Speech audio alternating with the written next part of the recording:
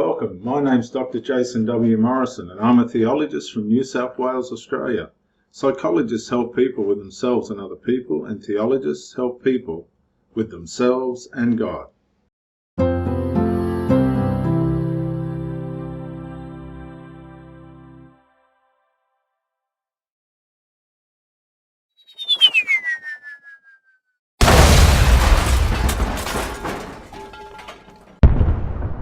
Yeah, hi everybody, Dr. Jason W. Morrison, theologist, New South Wales, Australia. We're going to do Matthew 24 relative to the subject, the good news of the Armageddon. Let's go. Chapter 24. Now as Jesus was departing from the temple, his disciples approached to show him the buildings of the temple. In response, he said to them, "Do you not see all these things? Truly I say to you, by no means will a stone be left here upon a stone, and not be thrown down." While he was sitting on the Mount of Olives, the disciples approached him privately, saying, "Tell us, when will these things be? And what will be the sign of your presence and of the conclusion of the system of things?" Now they've asked two questions. When will these things be? And what will be the sign of your presence and the conclusion of the system of things? So what will be the sign of your presence and the conclusion of the system of things? These are the questions that they've asked, and these are the questions that Jesus is going to set out to answer. Let's see what happens. He misleads you. For many will come on the basis of my name, saying, "I am the Christ," and will mislead many. You are going to hear of wars and reports of wars. So the first warning is, don't be misled by people saying that they're the Christ, or here he is, or there he is. But, you know, that's going on all over the world at the moment, particularly in this organization. Rumors and wars and things, that's all coming through the media. See that you are not alarmed, for these things must take place, but the end is not yet. For nation will rise against nation, and kingdom against kingdom, and there will be food shortages and earthquakes in one place after another. All these things are a beginning of pangs of distress. Now, this is the funny part here. This is the important part. He's talking not to Christians in general. He's talking to the Jewish people. He's specifically talking to the Jews, okay? Verona Moon, yes, I hear the film portrays. She's talking about the apostate presentation. Good one. Apostate one. Okay, here we go. Then people will hand you over to tribulation, and will kill you, and you will be hated by all the nations on account of my name. Now what they're trying to do is generalize this to all believers, but it's not. It's specific. This now is speaking specifically about the nation of Israel and the Jews. Then too many will be stumbled, and will betray one another, and will hate one another. Many false prophets will arise and mislead many, and because of the increasing of lawlessness, the love of the greater number will grow cold. See how they've put the love of the greater number? It's making it sound the love of the greater number. It just means it's actually, what it's saying is the love of many will grow cold. Love will grow cold amongst humanity. And here it will be amongst the Jews. But the one who has endured to the end will be saved.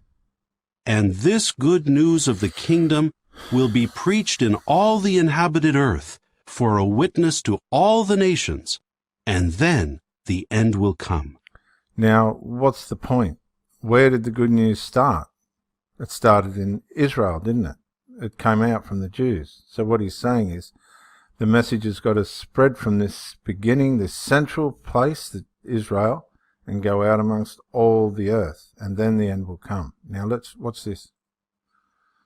Therefore, when you catch sight of the disgusting thing that causes desolation. Now that's the Antichrist. We've got to go to a graph. At this point, we've got to go to a graph.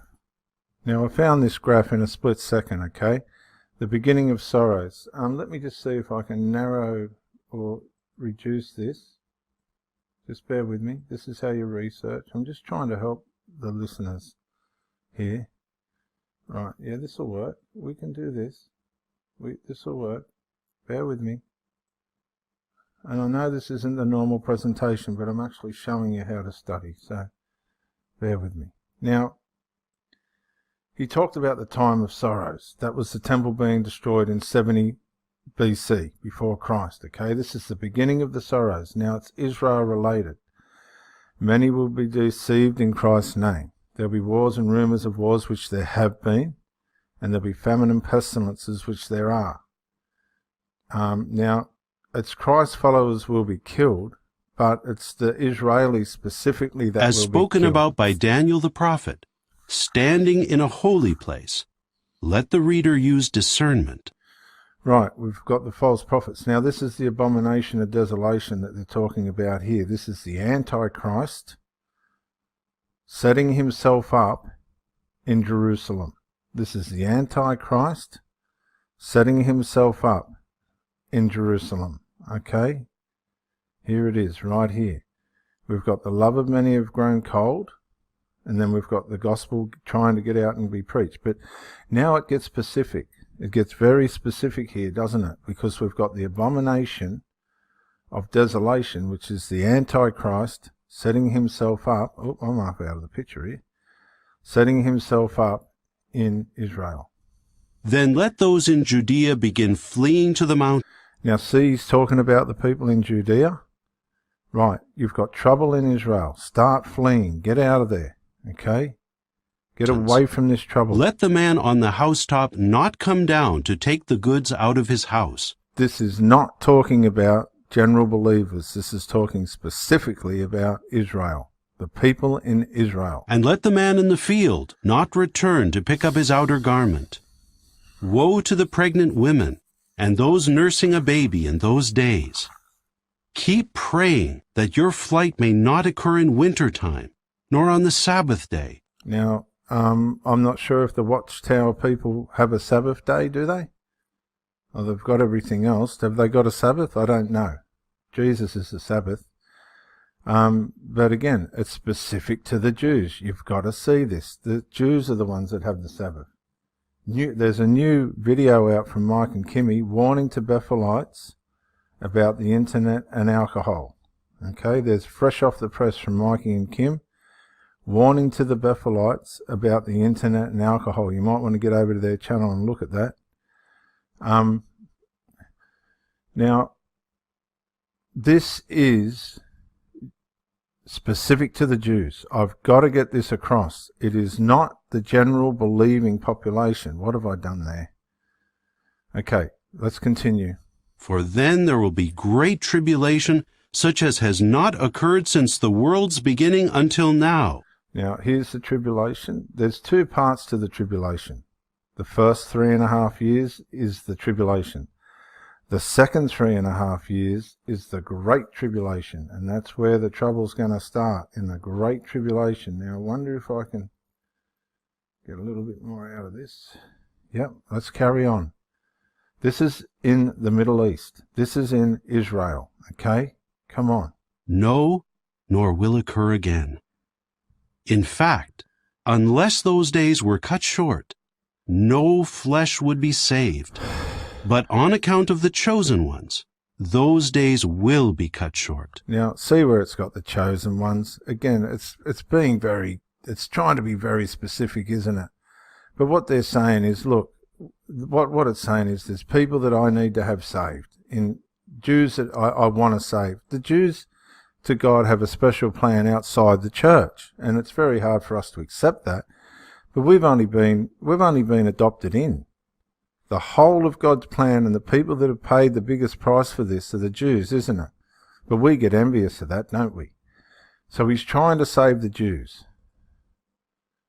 Then if anyone says to you, "Look, here is the Christ," or "There," do not believe it. Now, these people, the Jehovah Witness Watchtower, whatever it is, they claim that Jesus come back in 1914, and these people believe it.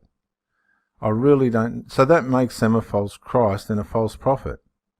Now, it's easy for me to get on here and say that, but it's just how it is, isn't it? Whether you want to accept that or not, it's up to you. For false Christs and false prophets will arise and will perform great signs and wonders so as to mislead, if possible, even the chosen ones. Now, it says even the elect. Now, this is talking again, not about specific Christians. It's not about general Christians. It's about the people. It's about his people, the Jews. Oh, gee, I know it's hard for people to accept I have that. forewarned you. Therefore, if people say to you, "Look, he is in the wilderness," do not go out. "Look, he is in the inner rooms," do not believe it. Now, this is Jesus warning you. He's warning you, saying, do not believe these people when they say to him, he's here or he's there, because his next coming after he leaves the Mount of Olives after he gets crucified and he goes up to be the high priest and all that, and he sits next to the right hand of God.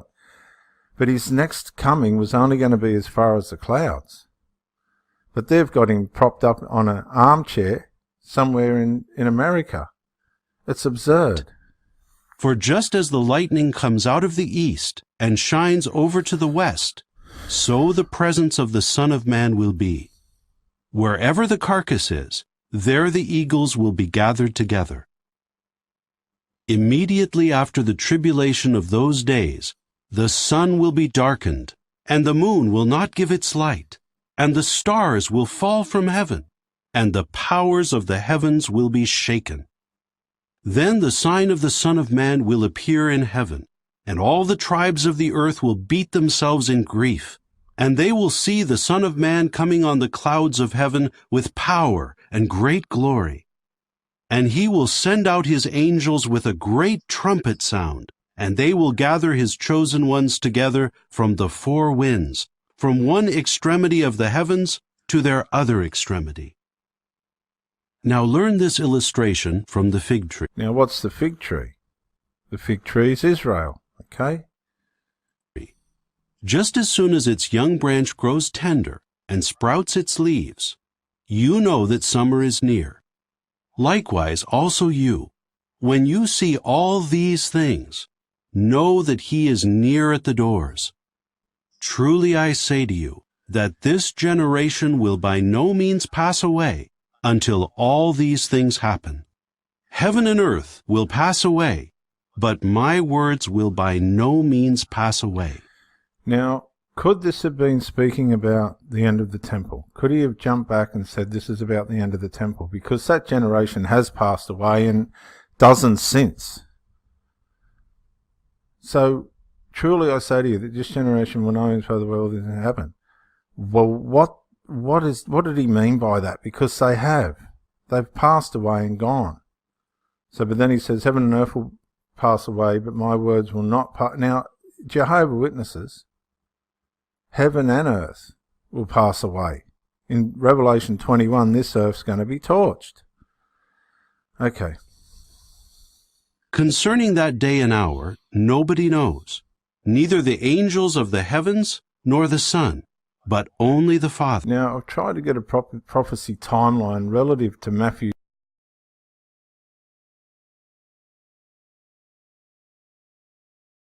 24.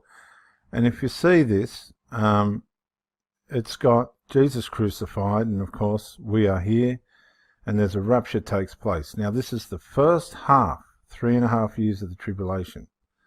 And that's Matthew 24, 1 to 15. That's the first half. This is the midpoint of the tribulation when the Antichrist enters Israel and sets himself up.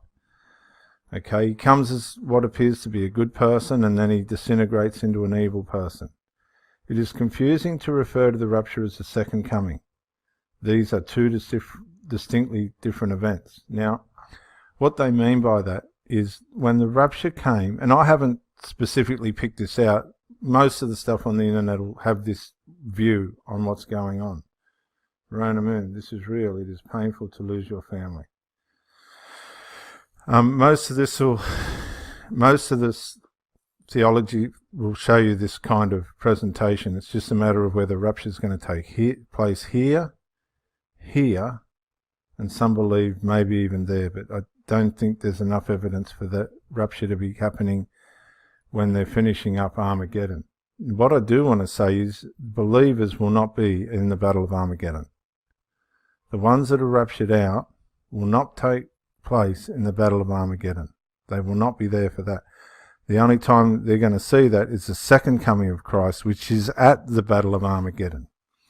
See, between Jesus going to heaven and then rapturing his people, he doesn't come back until till he ends the Battle of Armageddon. So the church is out. That's the good news. That's the good news of this whole thing. That's the good news of Jesus Christ. Now, whether you're out at the start of the tribulation or between the transition between the tribulation and the great tribulation, that's yet to be seen. But the beauty of it is you will not be in the Battle of Armageddon. For just as the days of Noah were, so the presence of the Son of Man will be. Now, see that they're saying it's a presence. It's not. It's a coming. It's a coming. It's here. It's the second coming. That's not going to be a presence. That's going to be an event. That's going to be... See, they've tried to put this second coming as somewhere in 1914. But it just doesn't back up. It just doesn't stack up.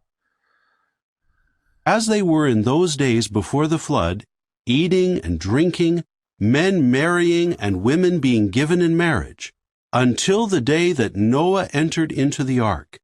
And they took no note until the flood came and swept them all away. So the presence of the Son of Man will be.